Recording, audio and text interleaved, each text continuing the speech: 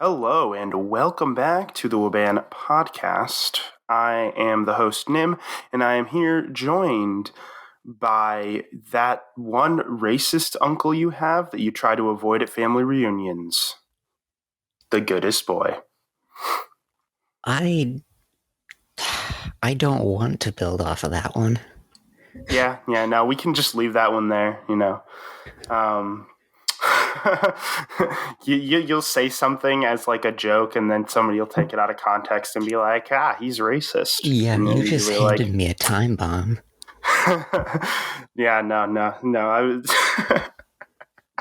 I was, I was actually curious. I was like, how's he going to respond to this? I was like, can I build off of this? Like, no, I don't want to. You probably had realistically the best response you could have. Just, I don't know what to say to. Yeah. Anyways, so we are back with the WABAN podcast, and I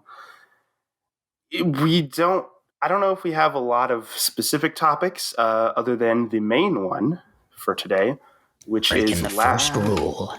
We're breaking the first rule. And also the second rule, actually. And the second, it's the first rule and the second rule.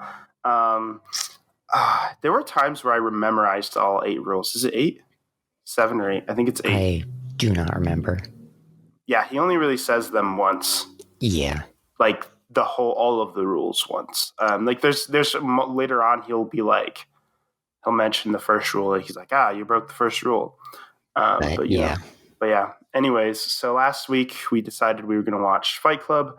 I had seen it multiple times, like a while ago. It's been a while since I've seen it, but it was always one of my favorite movies. So I wanted to do it. And just a heads up, there'll be spoilers because, obviously we're talking about it. Like, you can't get a good discussion about a movie like without having spoilers. If you are here without expecting spoilers, you need to reevaluate your life at some level.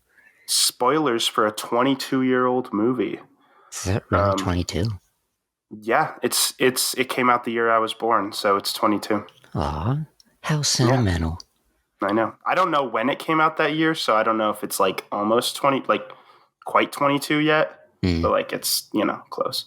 It came out in 99, so I do know that. But yeah. So I guess since, this is your first time, it's probably a good idea to like go start off with your kind of first reactions. You could maybe go through like your experience, like what you were thinking along the way and how you felt at the end, however you want to go about it. So we'll start with your thoughts. Well, okay. First thing I like to mention, for like the first maybe hour and 30 minutes, like 2/3 of the movie, I was so confused because they kept building stuff up, but never knocking them down. You know what I mean? Mm-hmm. Like, it was like, where's the ending to this? I don't quite get where it's going. So I was very confused.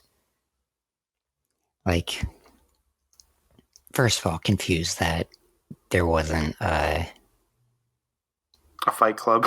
Yeah, I was thinking, you have all these ideas about a show or a movie called Fight Club. Then the first like 30 minutes of it doesn't have a fight club. Yeah. But I guess starting at the beginning, it was, how do I put this? I'm thinking Fight Club and there's no fighting yet, but also it's just like this guy's own internal monologue. Yes. That's like, it's interesting, and I definitely I get the build up. They're building this guy up to be the main character, or, to you to understand him and him to go somewhere. Yeah. But it does that for a long while. Yeah. I mean, I think that's essentially like the whole movie is just the slow building of this plot. Like, it starts out, it's kind of the,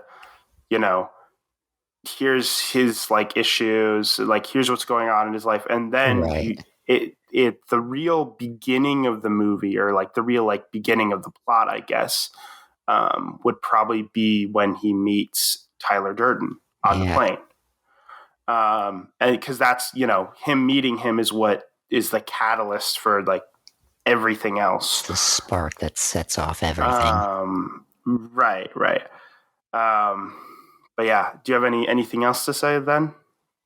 I mean, I messaged you like an hour into this saying I feel like I'm in a fever dream watching this. Yeah, you did. Because like I said, they just kept adding more stuff, like more supporting pillars to the story. Yeah. But it never gave you a clear thing of what those pillars were supporting until like the last hour. Yeah, and I think that I really like that. Like, I think that's, it is difficult to do something like that well. Yeah. Because like throughout a lot of it, you're kind of like, because if you do that in a movie, you're very close to like risking the whole causing people to be uninterested because they're like, I don't know what any of this means. This is just kind of random. This doesn't make any sense. But I think, from my perspective at least, this movie does it in a way where you're confused, but you're also intrigued to find out what happens next. You're like, okay.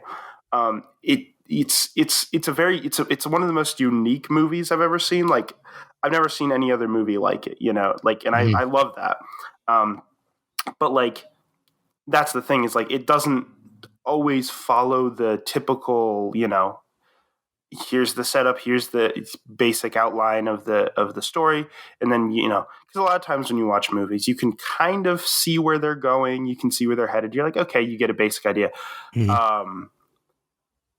which makes them, movies can be predictable sometimes. This movie is like not predictable at all, and I love that. Not that it's very clever about it too. Yeah, it is. Yeah, it's just a slow building of like each thing just kind of builds off of the next. It's like the next section of the movie builds off of that. So you start with like he meets Tyler after like his apartment is destroyed and everything, and then he's like, and then they show how. And then and then they show how the Fight Club starts, and then and then once that's set up, then they start setting up his relationship with Marla for a little bit, and then after that, you then start to introduce when he starts to send people out on weird assignments. Then you're like, wait a minute, and then that's beginning the setup of Project Mayhem, which is essentially a terrorist group. So yeah, it builds to the point where like by the end, when you realize that there's like all these terrorist groups started, like Project Mayhem is like spread across like the whole country basically, in all these cities across the whole country. You're kind of like, oh, like, and it's weird because like throughout the movie, you're seeing everything from his perspective. Which interestingly enough, the main character never gets a real name. Like, he never actually has a real name. Yeah, which I'm bad at names, so I never really noticed it. Yeah. Because in the beginning, when he's going to like the support groups and stuff, each one he gives a different name. Yeah. But yeah, so when people talk about this movie, they usually refer to him as his character as the narrator. That's like the common because people don't really know what to call his character because he doesn't have a name. So they just call him the narrator because it is. He does narrate. That is what he does. Narrate the story. I think. Yeah. So. I really like the slow building of everything to where like. By the end, all the pieces kind of come together and it makes sense. I'm kind of realizing that this movie is pretty hard to talk about without going backwards because of how like heavily like everything ties together at the end. Yeah, that is true. Yeah, because it's like, well, okay, so then there's like, yeah. And then I'm just wondering where we start on this.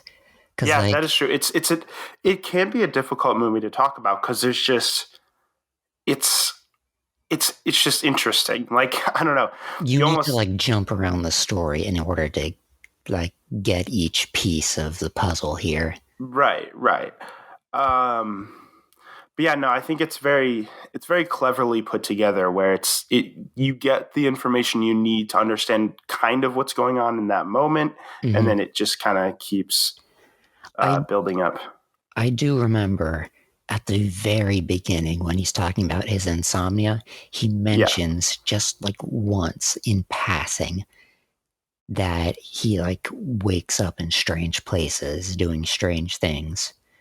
And like, oh yeah, I guess it's just some way that I like take in media, but like I knew for a fact that that wasn't just a throwaway line like it seemed like it was. Yes. And it turns out by the end, it really wasn't. Yeah. And that's the one thing that's really good is like, so it's always tricky in a movie when you do like a twist ending because it's like you always run the risk of like either A, the twist being too obvious. So then it's like, oh, what is such an amazing twist.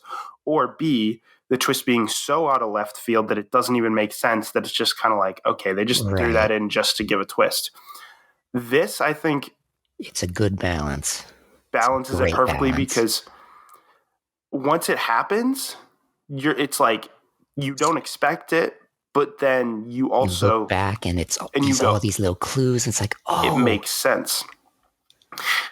Which also makes this an interesting movie to rewatch because if you rewatch already knowing the twist, you start to notice some hints. You'll be like, oh yeah, I didn't notice that before because obviously before you didn't realize. Yeah, like the way, what is her name? Marla. Yeah. The way Tyler and her are never in the same room together. And then whenever the narrator talks to her after that, like she always reacts like oddly as if something happened, but you don't know what. And you're like, huh? Yeah, exactly. It's weird. And you're... yeah.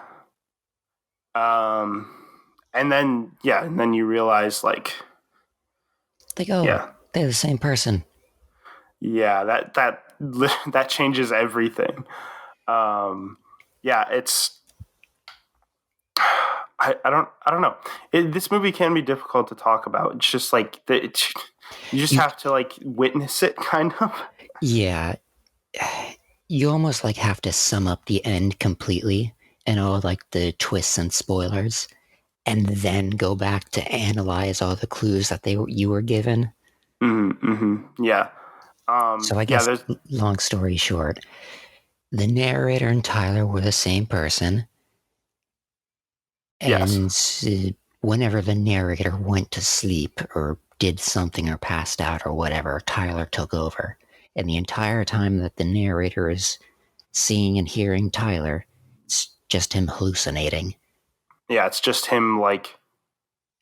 essentially, yeah, it's just his brain essentially like imagining him watching himself, but like thinking it's another person. It's like...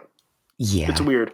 So basically the whole idea is the narrator is like kind of sick of his life and bored of his life, right? He lives a kind of boring, mundane life, right? And so his subconscious is like, we need to fix this, and creates this completely different personality that's like goes against this borderline psychopath. Yes, goes against the common everyday life, goes against the societal norms type of personality who's like, yeah, screw material possessions. We got like, he's more interesting in that way. And then like... and knows how to make bombs and use human fat for soap. Yes. Yep. I mean, yeah. I love that scene. It's just like when they're stealing the fat. Well, because I remember that scene. It's like, okay, we're gonna make some soap, and they cut to like this heist scene. Or just like, what is happening? What? It's like where are we getting this fat from? It's And he goes, what is it? he's like, it's a liposuction clinic. And I was right. like, yep. Because he mentioned that they're gonna use human fat, and then he's like, wait, what? But yeah, no, it starts off where it's like you're kind of like you almost like what's going on. You're like, yeah, they got kind of like a cool friendship going on. They're starting this fight club. It's kind of cool. And then as it goes on, you start like I think the narrator starts to go like, hey, Tyler, you're like actually messed up as it goes on, like as it gets into the Project Mayhem stuff. Right. I think the turning point with that would be when you went to like the store, like the gas station or whatever it was, and he holds the guy at gunpoint and tells him like, go and do your dreams, become a veterinarian. It's like what? Yeah, he like he has a good intention, kind of a good intention of like, yeah, I want you to live your dreams instead of constantly, you know, like putting it off. Mm-hmm. But he kind of, you know, he's does it in a little bit of a messed up way. Yeah, and it's interesting, like looking back on it, and like so like he's sitting there in the back, so like the narrator sitting there in the background, like, oh, come on, what are you doing? This is so fucked up. What are you doing? And it's like weird when you think back on that scene and you're like, so that whole time it was just one guy him pointing the gun. And now what? Yeah, you know, you have to think like, okay, did the cashier hear both sides of this? And he was just talking to himself? Yeah, it is interesting when you think about that. Or did like the two just switch places in that moment? So the narrator wasn't there at all and wasn't present. Yeah. It is interesting. Like think back on certain scenes and be like, wait, how did this actually like physically play out? You know, this is how because it shows you essentially how it played out in his head, not how it really played out in real life. You know, literally. So, and like there are even moments where Tyler and the narrator are talking to each other, and people around them react. Like in the car scene, but just before that, Tyler just lets them crash. Oh, yeah. Because like, he's talking to Tyler, and Tyler's talking back. And anytime he asks like a question about Project Mayhem, they'll first rule Project Mayhem, don't ask questions in the back. Just like, so can they hear both of them? What's going on? I think they can, but like those people are like brainwashed at this point to like where they're like gonna follow Tyler no matter what. They're just brainwashed at this point into following, you know. So they're just kind of like to them it's probably normal, I guess. They already kind of, not to mention that's probably the entire point of that first rule, so that the narrator can't get any answers and can't figure it out. Yeah, exactly. That's true. But yeah, and like it's interesting all this stuff that he like the way he like set it up, because like remember there's a scene he figures it out what's going on. He finally figures it out, and then he goes to like somewhere. It was like to the police station, or he goes to the police station. That's right. And there he's like, no, you guys got to stop. You guys got to end the operation or whatever. And they're just like, you told us you would say that. And he's like, what? No, like. But and then he turns around and is like, okay, I am Tyler Durden. And then he's like, oh, you definitely told us you would say that. Yeah. Yeah, exactly. It's like so the Tyler personality like thought of everything to make sure that like he couldn't stop it. And then there's all these. You go ahead. No, but there's all these like moments in that like the climax where he's like trying to point a gun at Tyler and stuff, and it's like because in his head he still sees them as two different people, but you're kind of like, well, that's not really. He shoots it at him. He's like, you just shot at your imaginary friend, right in front of a van full of nitroglycerin.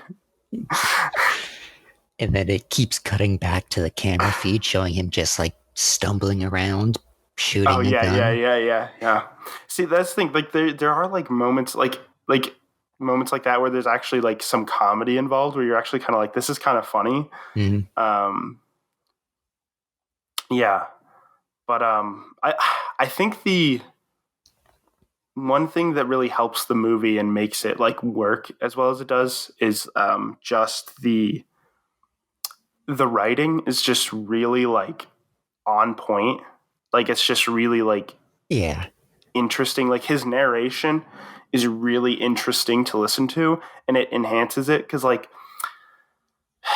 it's always weird when like a movie does the whole narration thing, right? Like, oh, a character from the movie is narrating what's going on, because it's kind of like you always kind of like it always asks the question, well, what's the point of the narration when you can see what's happening? Right. So it has to be done in a way where it enhances the experience instead of just, this is what's happening. This is what's happening. Like this, it gives you a really interesting insight into his brain and his thought process and just the world that they're are in from like but it's like interesting. It's written in a very like, it's difficult to describe exactly, but it's just very well written. Yeah. It intrigues you. What you mean. Yeah, it intrigues you and draws you in more. It enhances the experience rather than distracting from it. Because a lot of times, like if you think about, like, for instance, like the last movie we talked about, Katara would occasionally narrate things in Avatar, and it didn't really add anything. It was just, this happened. It was just like explaining things that we didn't have enough time to show on screen. That's really all it was. Do things. Right. Whereas in this movie, it helps create the atmosphere of the movie and helps really helps set up the idea that this movie is through his eyes. Like it's like, this is how he's viewing everything, right? Which makes sense by the time you get to the end, because you're like, okay, so the whole time he was imagining most of this. So it wasn't what was shown on screen wasn't always literally what was happening. It was what was happening, how he viewed it in his head. Yeah. And the fact that he's narrating it kind of makes sense with that. So it's like, we're just seeing everything through his perspective the whole time. And again, the writing for the narrations is just really good. I don't know. It's difficult to describe, but the writing for this movie is really good. All the dialogue is just like on point, perfect. But yeah, and there's a lot of like interesting like philosophy type stuff in here, like philosophies and like the first half of the movie, I was just constantly thinking like, they're trying to make a point here. I know it, but I'm not quite seeing what it is. And the thing is, at the end of the day, they never really fully make a full it leaves point. It's pretty ambiguous. I mean, like, you can figure it out, but it's they leave like it pretty dull of a point, if that makes any sense. Yeah, well, it's what I was gonna say is, it's not that they make a point necessarily. It's that they're raising these questions, and they never have like a, here's the answer. It's just kind of like raising a debate or an interesting look at it. So a lot of it's, the idea of like,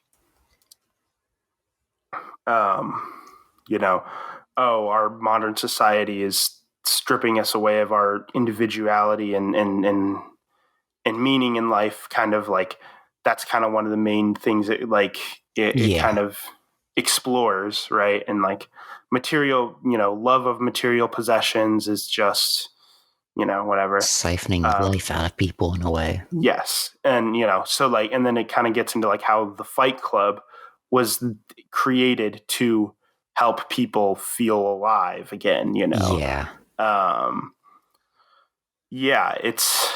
I like that it kind of brings up a lot of those types of interesting topics, because it's like, in a way, at first you kind of are like looking at Tyler Durden and you're like, oh yeah, I kind of agree with a lot of what he's saying. This makes sense. Then As he you goes go, you're off the like, wall. as you go, you're like, okay, he's taking it a little bit to the extreme. And then suddenly he's talking about nitroglycerin, and you're just like, whoa, dude. Yeah, he's suddenly Reel talking about, back a bit. it's really easy. One could really easily make explosives if they make enough if soap. one was so inclined or something like whatever he said. I make soap, and he starts talking about nitroglycerin. Like, what? He just starts talking about making explosives, and you're like, you went from soap to blowing shit up. Okay.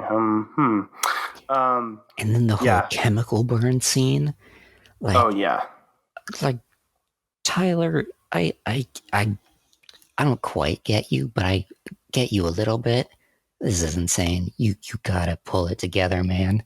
But then you realize at the end, at first you're like, Tyler, why are you doing this to your friend? What's going on? At the end, you're like, wait a minute. He did that to himself. Yeah. And it's like, okay. Yeah. And I don't know. Tyler's character is very interesting. Yeah. Because at first it's just like, okay, this guy is weird.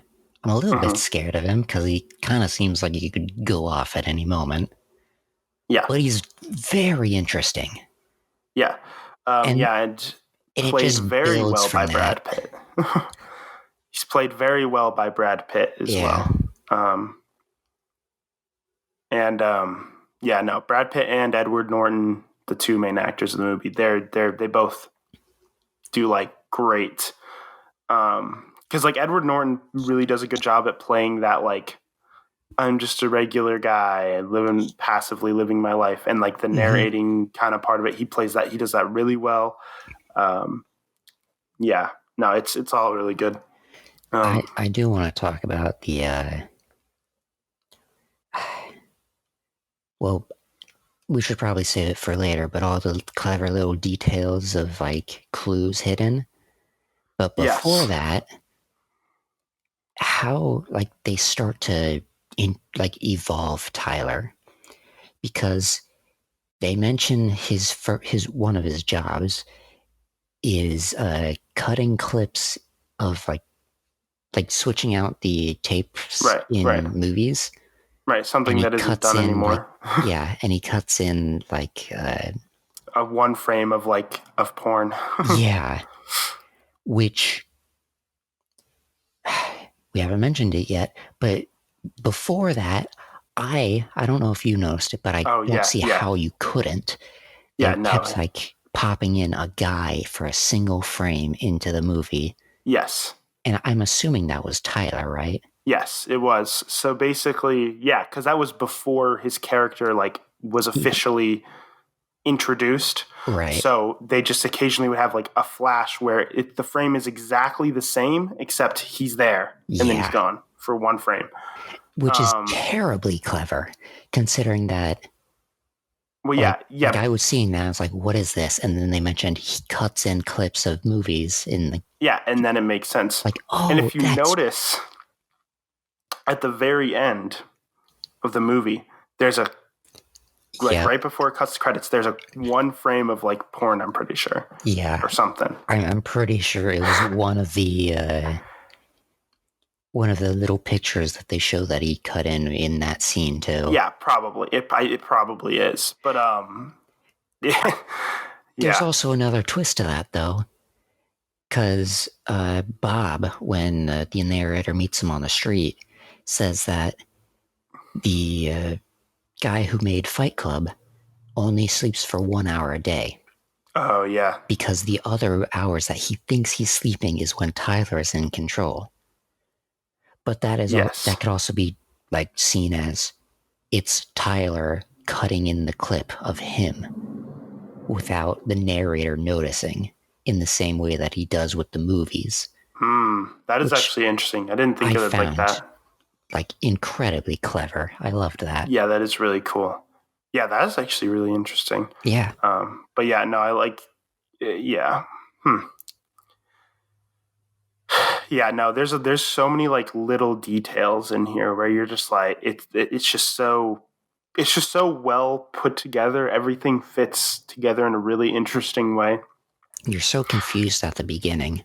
Yeah, and then you get that one little twist, like, oh, now I can put this puzzle together. Okay, I get it now. Mm-hmm. Yeah, and I mean, that was the point, is like, you never fully know where the story is going until that twist, and then you can kind of like see where everything was leading it, which is part of what keeps you interested, because you're like, what's going on? Where is this leading? Yeah. And that's sort of what keeps you watching. Yeah, I specifically remember that first part of the movie, that first like 2/3 or so, was just like, I'm interested. I'm terribly confused, but I am interested. And then finally, when I heard the twist, I was just like, oh, now I can follow along with all this stuff. Yeah. And I'm actually properly interested. Yeah, exactly. But yeah, and again, like, you know, movies always kind of like, when doing a twist like that, you always run the risk of, you know, it kind of coming out of nowhere. Yeah. Either coming out of nowhere, not making sense, or being it was too obvious, I could predict it.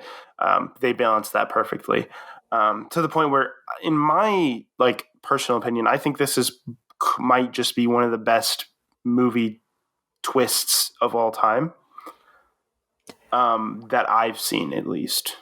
I can see why you think that.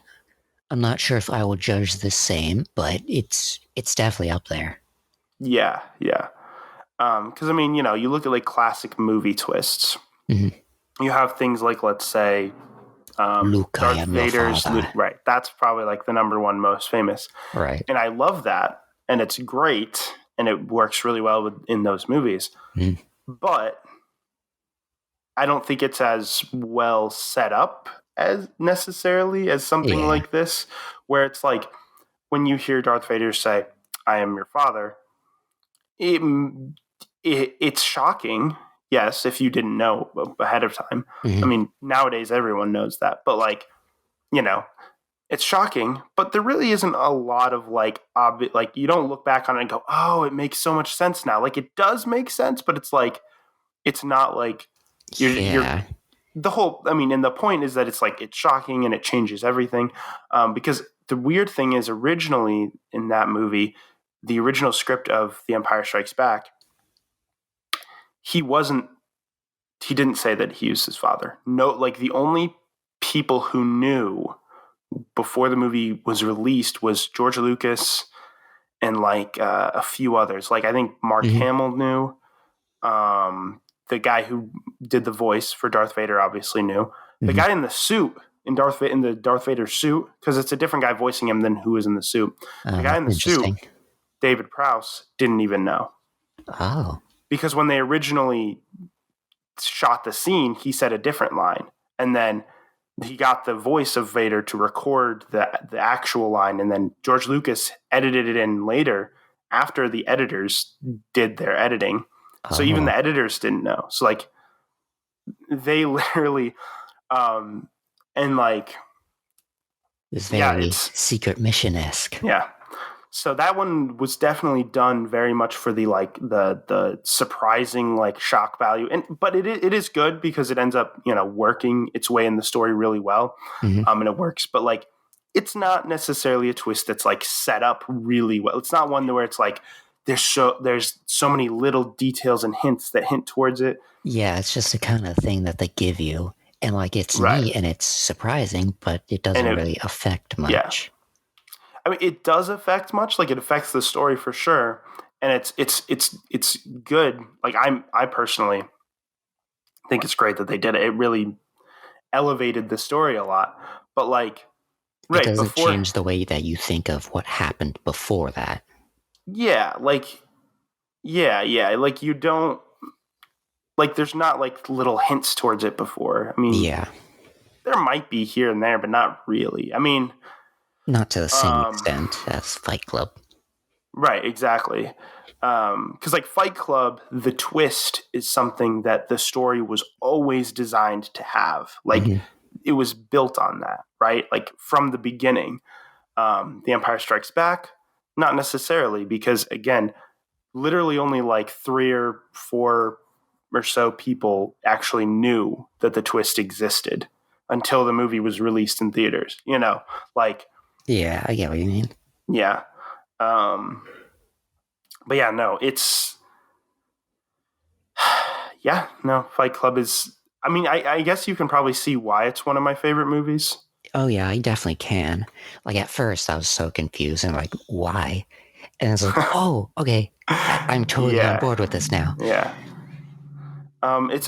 It's always interesting to like see people's reactions to the movie, because whenever I like tell somebody like, hey, you should watch this movie, I never know what like they're gonna like say, because like sometimes you can kind of predict, you can kind of have an idea, you're like, okay, like what type of movies somebody likes, you can kind of be like, oh, they'll like this, or you probably won't like this, you can kind of like judge a little bit. But with this movie, I'm always like, I have no clue if they're gonna like it or not. Like, it's just kind of impossible to really predict, because it's because there's nothing quite like it. Right, like you can't be like, oh, you like movies like this. Like, I don't know what to compare the movie to. There's really no other movie I can like compare it to, because it's so different than any other movie I've ever seen. Which is one big reason why I like it. I really like when things are unique. I really like when things are like, they don't just kind of do the same thing that's been done a million times. They try to like create something new. I love when art does that. Where it's not just cookie cuttered into something else. Right. It's completely unique. Yeah. Yeah. And yeah, I mean, that's the way, I like music that's like that. I like, movies, whatever. Hey, that's why you like the Bohemian Rhapsody? Is that what it's called? Yeah. Okay. Yeah, that's like one of my favorite songs. Yeah. Because it's just so different than everything else that exists, like you've never heard a song like it before. Yeah. Not to say now, just because something is different doesn't automatically mean it's good either. Like, I mean, it has to be done well. And this movie is done well. You can't just bang pots and pans together and expect to strike gold. Yeah, exactly. Because like looking at this movie, it could have very easily gone wrong and been done very badly. But it was just really well crafted from the beginning. I want to watch more movies by the director. So the director is David Fincher. I think most of his movies have been like, given good ratings by critics and stuff, but this is the only one of his movies I've ever seen. Okay. So I want to go through and like watch some of his movies. Because I actually recently ordered like online a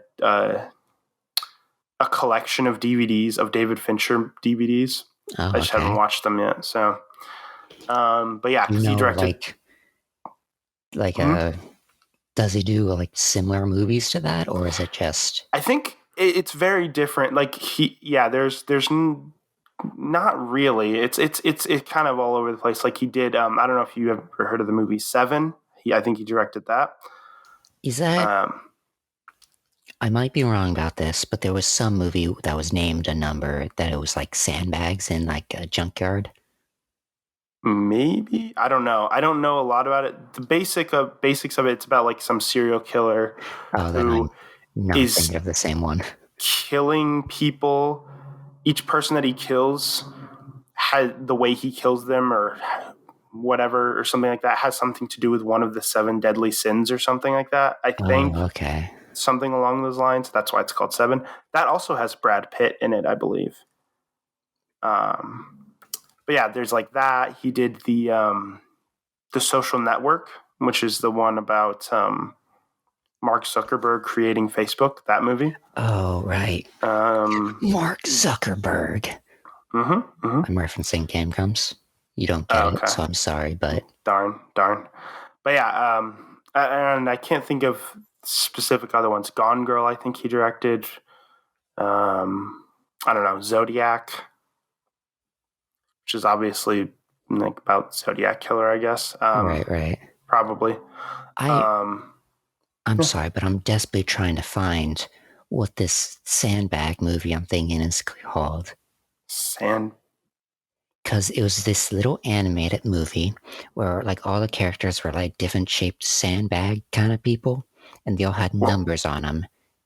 And I think they were all in like a little junkyard trying to survive. I have no clue what that is. I think this was one of the really old movies that I watched on Netflix when they used to send DVDs to your house. Oh, so gosh. I have no idea what I am talking about right now. That sounds strange. That sounds interesting. It was strange. Maybe if we can figure out what the movie is, we can like do that as like, you know, one of our movies on the list of movies we can watch. The animated sandbag movie. Yeah. But yeah, no, I want to watch more David Fincher movies at some point. But yeah, so do you have a lot more to say about Fight Club?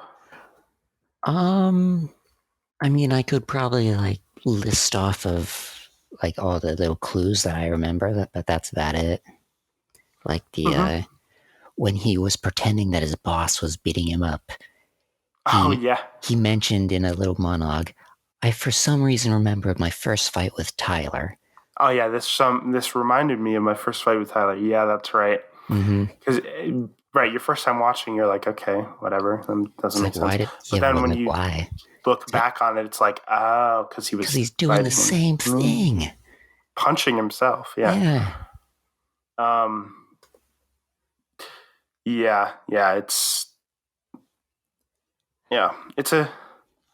I like that. There's something else I was gonna point out, but I don't remember what it was. Oh yeah, and then there's also the one scene where he's like, yeah, sometimes Tyler would talk for me or something like that, right? Or like, and he's and it wasn't that like it was when the doctor was stitching him up. Yeah, and Tyler's just like he fell down some stairs, and then he just repeats him. Yeah. Because the doctor couldn't hear him. Which seems like at first you're kind of like, that's kind of weird. Why would he just told him he fell down some stairs? Why is he repeating it? Yeah. You know, but okay. Looking back, it makes sense. Yeah. Or there was a similar scene where he was talking to Marla, and there was a door between him and Tyler. Yeah. He's like, this conversation is over. Shuts the door, is over. Yeah. And that was it. Yeah. And you get like when you first watch it, you get the sense it's like one of those like funny scenes, like he's trying to get her to leave too, and he's just like, haha, he's just kind of repeating what he's gonna say. Right. Like he's predicting what he's gonna say, kind of like like they know each other so well, he can predict what he's gonna say. It seems like one of those type of scenes at first. I personally took it as, because I think just before they were talking about, the narrator was saying like, what do you get out of like latching onto a stronger person, to Marla? And then Marla said, I don't know, what do you get out of it? And he's just kind of like, what? Well, it's completely different with us. And like, she has no idea what us means. Yeah. And then so I took it as a setup to that next scene where he's relying on Tyler to be able to tell him the right thing to say in order to get the conversation to end. Yeah, that makes sense. Yeah. That makes sense. Yeah. No, there's also another like little thing too, which is weird. So like there's a scene where like he's talking to Marla on the phone, and she's like overdosed and then drugs or whatever. And he like leaves the phone. Tyler picks up the phone and gets to come over. If you notice that night, he goes like that night he was having like, it shows like him dreaming about having sex with Marla, and you find out the next day that Tyler had sex with Marla. So yeah, it wasn't a dream, it was just images of like what was really happening to him. But like it wasn't happening to him, it was happening to the Tyler personality. Right. It's Wow. especially those scenes are so odd to try to figure out. Because there was one scene where he's inside the room, but also outside the room. And then Mara's like, "Who are you talking to?" It's like, "Shut up." And that was it. It's like, hold up. Which one's real here? Yeah. Well, I mean, yeah, and that's the thing is like you never really fully know like what the real like. Okay, because you're seeing this is how he's perceiving it. Yeah.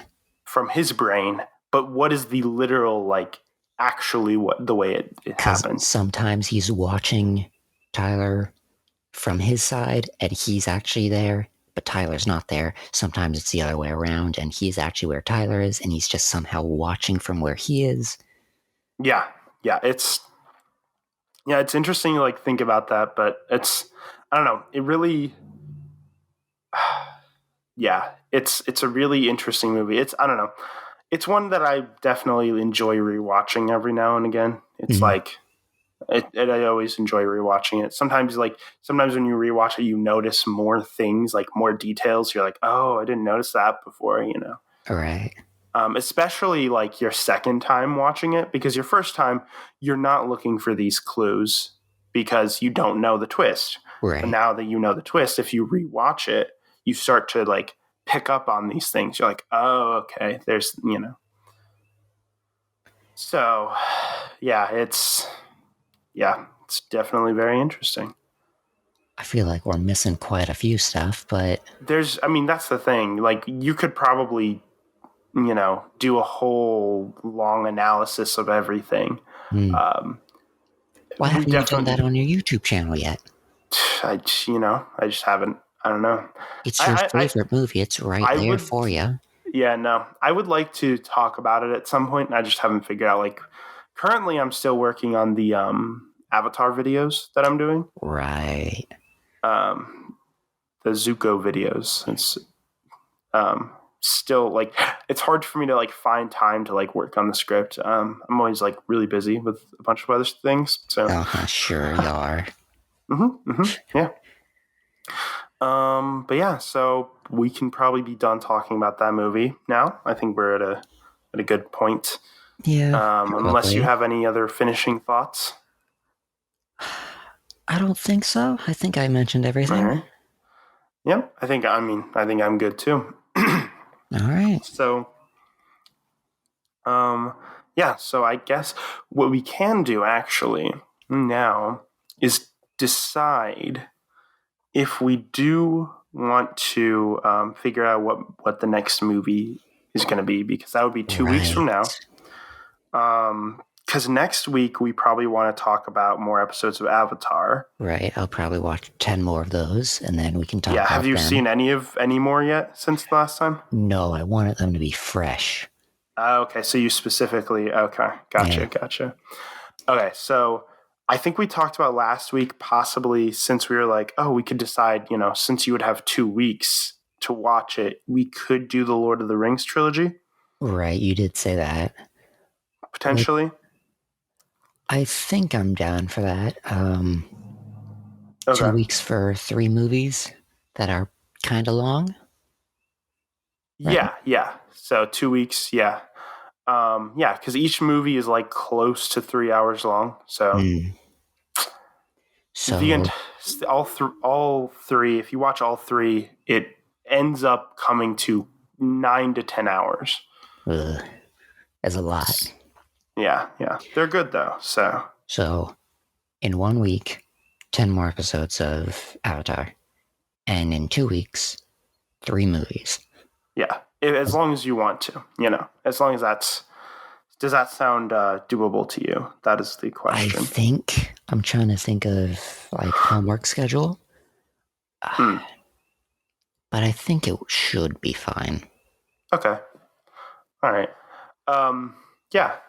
Sounds good. So that is the plan. So next week we can talk about the rest of season 1 of Avatar that we didn't talk about last week. And the week after that, we can talk about the Lord of the Rings trilogy.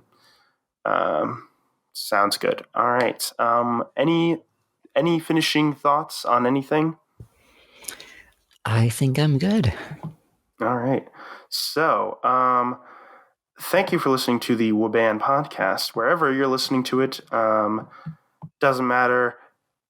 Thank you. I will go over some of the other places you can listen to it. So you can listen to it on my YouTube channel, which is called Nim TV. That is NIM TV. There's a video form of it there. But you can also listen to it on different audio platforms. That would be Anchor, anchor.fm/WABAN. That's WABAN. And you can also find it on Breaker, Google Podcasts, Pocket Casts, Radio Public, and Spotify. Those are all the places that it is currently available on. If you go on any of those and search WABAN, WABAN, you should be able to find it, I believe. Anyways, thank you for listening. Oh, yes, another thing.